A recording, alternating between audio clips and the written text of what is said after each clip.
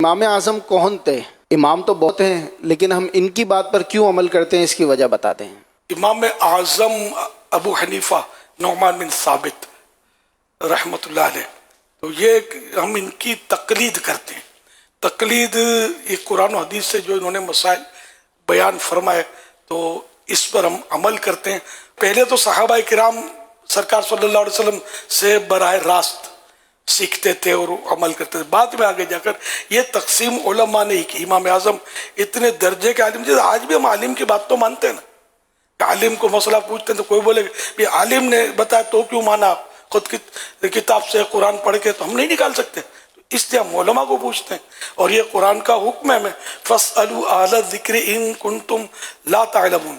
تو تم نہیں جانتے تو جاننے والوں سے پوچھو۔ تو یہاں اہل ذکر یعنی علماء، تو علماء سے پوچھو۔ تو یوں ہم پوچھ رہے ہیں، لیکن یہ کہ ایک تقسیم ہے کہ امام اعظم ابو حنیفہ رحمۃ اللہ علیہ اتنے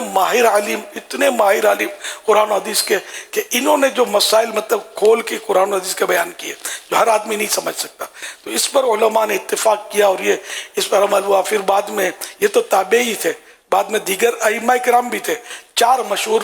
اماموں کی تقلید کی جاتی ہے، ویسے اوروں کی بھی کی گئی ہے مجتہدین کی، لیکن اب دنیا میں 4 امام رہ گئے۔ امام اعظم کی تقلید ہم اس لیے کرتے ہیں کہ ویسے تو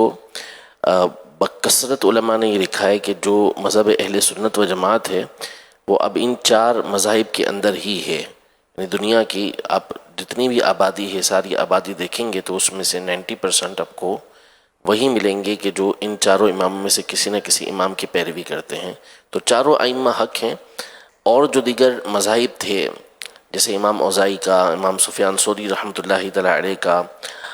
دیگر اور ائمہ کے مذاہب تھے، لیکن چونکہ اللہ پاک کی مرضی ہے جس کے مذہب کو اس نے باقی رکھا، جن کے اصول کو اس نے باقی رکھا، اور ان 4 مذاہب کے جو بعد کے علماء آئے انہوں نے مزید اس کے اوپر کام کیا اور ان کے اصول، ضابطے، قانون یہ سارے مرتب کیے، تو یوں یہ 4 باقی رہے اور ساری دنیا کے اندر پھیلے۔ تو اب ساری دنیا کے مسلمانوں کا ایک طرح سے اس پر اجماع ہے کہ ان میں سے کسی نہ کسی کی پیروی کی جائے گی، اور پیروی وہی ہوتی ہے کہ قرآن و سنت کی روشنی کے اندر انہوں نے جو اصول اور ضابطے دیے ہیں، جو مسائل بیان کیے ہیں، اسی کو ہم فالو کر رہے ہوتے ہیں، اور حقیقتاً وہ قرآن و سنت کی پیروی ہوتی ہے، اسی کے پیچھے چلنا ہوتا ہے۔ باقی رہا ہم کیوں ہیں، تو ہم اس لیے کہ ہمارے امام، ہمارے جو علاقے ہیں اس کے اندر ہمیشہ سے فقہ حنفی یہ رائج رہی ہے، تو اسی کی پیروی کی جاتی ہے۔ بہت سارے ممالک ہیں جہاں پر امام شافعی کے پیروکار ہیں تو وہ امام شافعی کی تقلید کرتے ہیں، بہت سارے جگہ ہیں کہ جہاں امام مالک کی تقلید ہوتی ہے تو وہاں پہ ان کی تقلید ہوتی ہے۔ تو جو جہاں ہوتا ہے اور جس مذہب پر وہ چل رہا ہوتا ہے پھر اسی پر اس نے چلنا ہوتا ہے، تو اس لیے کسی نہ کسی ایک امام کی پیروی کی جاتی ہے۔ اور داتا حضور یہ حنفی تھے، ہمارے غوث اعظم حنبلی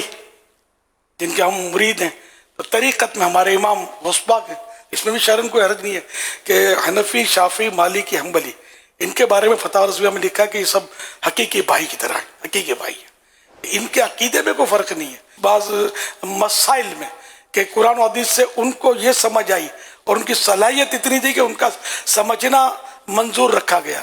دوسرے کو یہ سمجھ میں آئی، کسی تک روایت یہ پہنچی، کسی تک یہ روایت نہیں پہنچی، یا بعد میں روایت میں کچھ جیسے کو راویوں کے مسائل، یہ پورا اسماء الرجال جو ہوتا ہے اس کے ایسے مسائل ہوتے ہیں۔ تو یہ جن ائمہ مجتہدین نے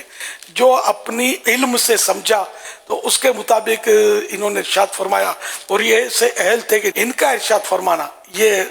ایتھینٹک ہے۔ تو یوں مطلب ہے کہ ان کی تقلید کے سلسلے چلے، بڑے بڑے علماء، بزرگان دین، اولیاء کرام یہ کسی نہ کسی امام کے مقلد ہوتے تھے۔